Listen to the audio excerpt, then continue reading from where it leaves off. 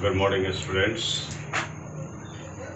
पिछले क्लास में मैंने तुम्हें रियल नंबर्स के विषय में समझाया।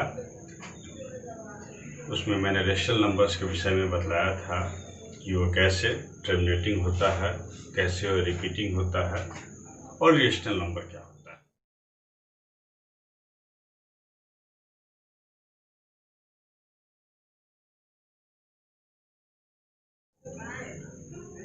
इस चैप्टर के शुरुआत में ही मैंने तुमसे कहा था कि जब हम लोग इसका प्रॉब्लम सॉल्व करेंगे तो कोई जरूरी नहीं है कि रेगुलर बेसिस पर इसको हम लोग सॉल्व करें, कोई जरूरी नहीं है। ऐसे यदि रेगुलर बेसिस पर तुम करोगे सॉल्व तो हो सकता है कहीं कहीं तुमको बोरिंग लगे, इसलिए इसको मैंने क्या किया है, तुमको बोरिंग नहीं महसूस हो इसलिए मैं तुम्हें अलग अलग ढंग से पढ़ने का प्रयास कर रहा हूँ, जिससे कि तुमको लगे कि यह टॉपिक बहुत ही आसान है। जैसे मैंने रेशनल नंबर के विषय में तुमको टर्मिनेटिंग एंड रिपीटिंग डेसिमल के विषय में पढ़ाया था, तो इसमें जो प्रॉब्लम्स आएगा उसमें सबसे पहले देखो कैसे बिना डिवाइड किए हुए किसी भी रेशनल नंबर को कैसे कहेंगे जो टर्मिनेटिंग है। कोई रेशनल नंबर है, मान लिया 5/9, तो यह बिना भाग दिए हुए, without going for actual division, how can you say that this is a terminating decimal. तो इसमें सबसे पहले तुमको क्या करना है कि जो भी रेशनल नंबर दिया हुआ है वो सबसे पहले उसको देखना है कि वो स्टैंडर्ड फॉर्म में है कि नहीं। जब पहले देखो कि वो स्टैंडर्ड फॉर्म में होना चाहिए। जब वो स्टैंडर्ड फॉर्म में हो तब तुम क्या करना कि डिनोमिनेटर को देखना। डिनोमिनेटर का प्राइम फैक्टर यदि 2 हो या 5 हो, उसके अलावा और कुछ नहीं होना चाहिए। 2 होना चाहिए, सिर्फ 2 हो तब भी चलेगा, सिर्फ 5 हो तब भी चलेगा, 2 और 5 दोनों हो तब भी चलेगा, लेकिन 2, 5 के अलावा और कुछ नहीं होगा तो हम उसको कहेंगे कि वो टर्मिनेटिंग डेसिमल है। तो दो कंडीशन हुआ। पहला कंडीशन हुआ कि जो भी दिया हुआ रेशनल नंबर है वह तुम्हारा होना चाहिए पहले स्टैंडर्ड फॉर्म। स्टैंडर्ड फॉर्म के बाद जो डिनोमिनेटर है, जिसको हम लोग p/q के रूप में लेते हैं, जो डिनोमिनेटर होता है उसका हमको प्राइम फैक्टर्स खोजना है। प्राइम फैक्टर्स उसका सिर्फ 2 होना चाहिए या सिर्फ 5 हो या 2, 5 दोनों हो, लेकिन 2 और 5 के अलावा कुछ नहीं होगा तो बिना डिवाइड किए हुए हम कह सकते हैं कि वो जो दिया हुआ नंबर है वह टर्मिनेटिंग डेसिमल है। फिर बता देते हैं, ध्यान से सुनो कि कोई भी रेशनल नंबर है बिना भाग किए हुए, without doing for actual division work, तुमको पता करना है कि वो नंबर, वो रेशनल नंबर टर्मिनेटिंग है कि नहीं। इसके लिए तुमको सबसे पहले करना है कि वो रेशनल नंबर जो है वो तुम्हारा स्टैंडर्ड फॉर्म में होना चाहिए सबसे पहला। उसके बाद डिनोमिनेटर का देखो, डिनोमिनेटर का प्राइम फैक्टराइजेशन, उसका जो prime factors, not prime factorization, prime factors जो उसका होना चाहिए वह 2 या 5 या दोनों, 2 या 5 या दोनों, उसके अलावे कुछ नहीं हो तभी वो हम लोग कह सकते हैं कि वो given rational number terminating decimal में है। अब जैसे देखो एक सवाल लेते हैं हम,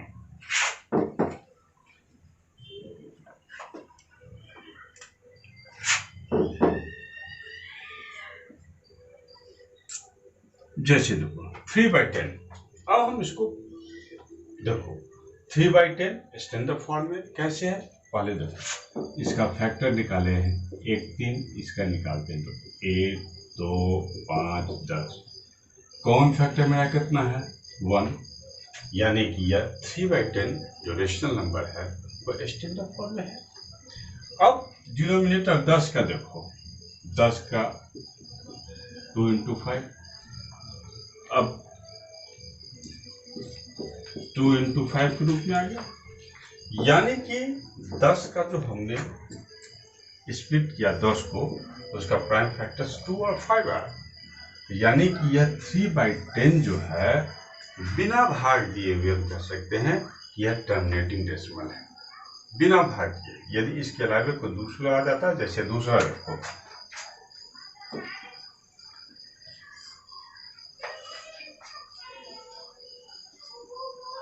पहले देखो 3/30, इसका फैक्टर खोजो। 1 3 1 2 3 5 6 15 30। तो सबसे पहले देखो एक के अलावे इसमें 3 भी कॉमन है, तो एक के अलावे 3 भी कॉमन है, यानी ये सबसे पहले स्टैंडर्ड फॉर्म में नहीं है। तो स्टैंडर्ड फॉर्म में सबसे पहले करेंगे, तो हम स्टैंडर्ड फॉर्म में करने के लिए इसका सिंप्लीफिकेशन करते हैं। तो देखो क्या हमको मिलता है, 1/10, तो 1/10 हो गया। तो देखो 25 डिनोमिनेटर का देखते हैं प्राइम फैक्टर्स, सिर्फ 2 हो या 5 हो या दोनों। तुम एक चीज और बता देते हैं कि 2 का कुछ पावर हो जाए, 5 का कुछ पावर हो जाए, उससे कोई बदलाव नहीं आने वाला है। लेकिन 2 और 5 के अलावे नहीं कुछ आना चाहिए। तो हम इस तरह से कह सकते हैं कि यह जो है वह बिना एक्चुअल डिवीजन किए हम लोग कह सकते हैं यह टर्मिनेटिंग डेसिमल होगा। अब जहाँ तक प्राइम नंबर्स का सवाल है, यह तुम लोग प्रीवियस क्लास में भी तुम पढ़ चुके हो कि प्राइम नंबर आखिर होता क्या है। वैसा नंबर जिसके सिर्फ 2 ही फैक्टर हो, एक 1 और दूसरा वो नंबर। जैसे देखो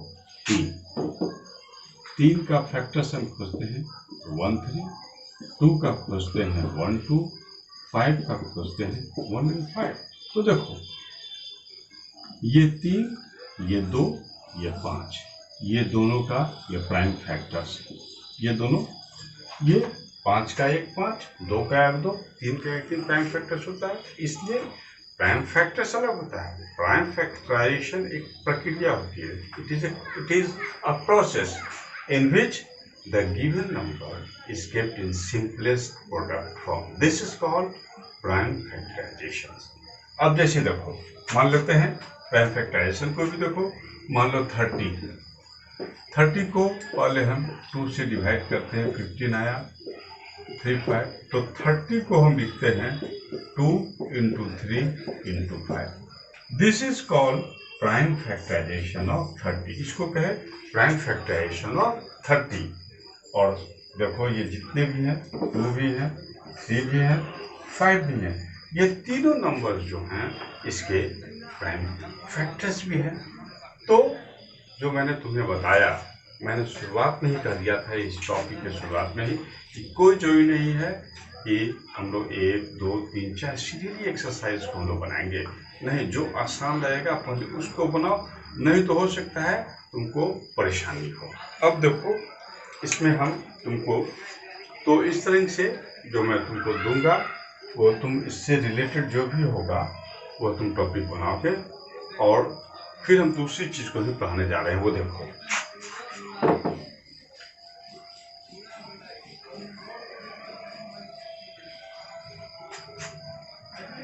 HCF एंड LCM। देखो HCF and LCM, highest common factor. HCF का फुल फॉर्म होता है हाईएस्ट कॉमन फैक्टर। LCM का होता है लीस्ट कॉमन मल्टीपल। ये दोनों हम लोग निकालो। अब देखो HCF निकालने का प्रोसेस, HCF निकालने का प्रोसेस देखो।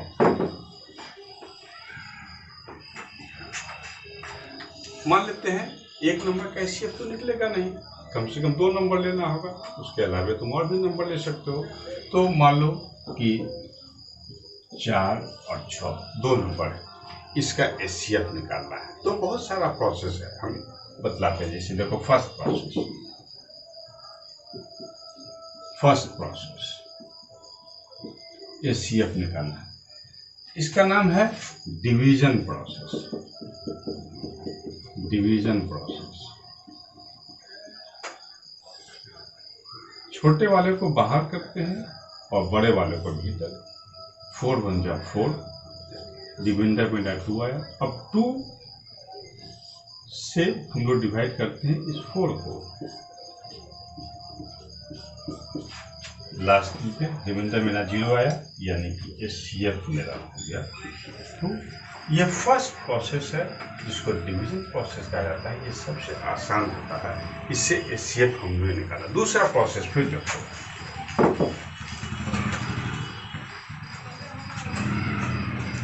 Factors process. देखो सेकेंड प्रोसेस, 4 का फैक्टर निकालो। 1 2 4, 6 का निकालते हैं। 1 2 3 एंड 6। अब कॉमन फैक्टर्स, कॉमन फैक्टर्स देखो मेरा क्या क्या है। देखो 1 भी है, 2 भी है। 1 और 2, इस दोनों में बड़ा कौन है? LCM। इस दोनों में, एक और 2 में 2 बड़ा है, तो हाईएस्ट कॉमन फैक्टर मेरा हो गया 2। 2 प्रोसेस हो गया। फिर देखो तीसरा प्रोसेस, देखो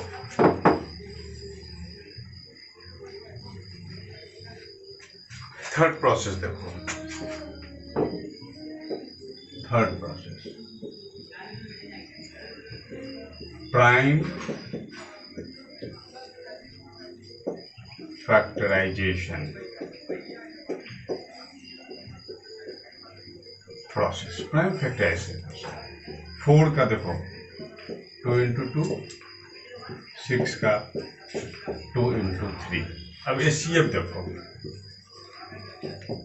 इस दोनों में देखो ये 2 कॉमन हो गया और कोई कॉमन नहीं हुआ, HCF मेरा निकल गया।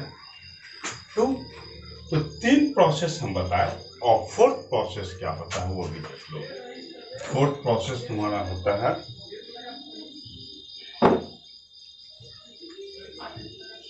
फोर्थ प्रोसेस जो होता है कि 4 और 6 है, इसका हम लोग क्या करते हैं, HCF निकालना है तो इसका हम लोग निकालते हैं LCM। LCM निकाल लेते हैं तो HCF इक्वल टू लिखते हैं first number into second number by LCM। इससे भी HCF हम निकाल सकते हैं, लेकिन याद रखना यह जो प्रोसेस है वो सिर्फ 2 नंबर के लिए एप्लीकेबल होता है। इस तरीके से मैंने तुम्हें बताया कि 4 not 4 how to find the HCF of the given numbers। अब देखो हम LCM तुमको बताने जा रहे हैं। फिर हम वही नंबर लेते हैं, 4 और 6 है। तो देखो डिवीजन प्रोसेस, फर्स्ट प्रोसेस इसका भी देखो। फर्स्ट प्रोसेस डिवीजन प्रोसेस,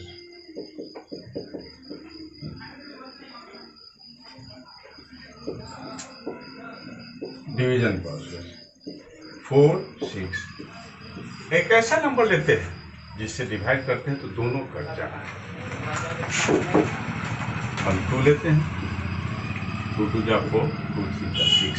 अब ऐसा कोई भी नंबर नहीं, एक छोड़ के लेना जिससे ये दोनों कटे, तो यह मेरा LCM जैसे 2 into 2 into 3 equal to 12। Division process LCM हमने निकाल दिया। अब देखो प्राइम फैक्टराइजेशन से कैसे निकलता है, ये देखो।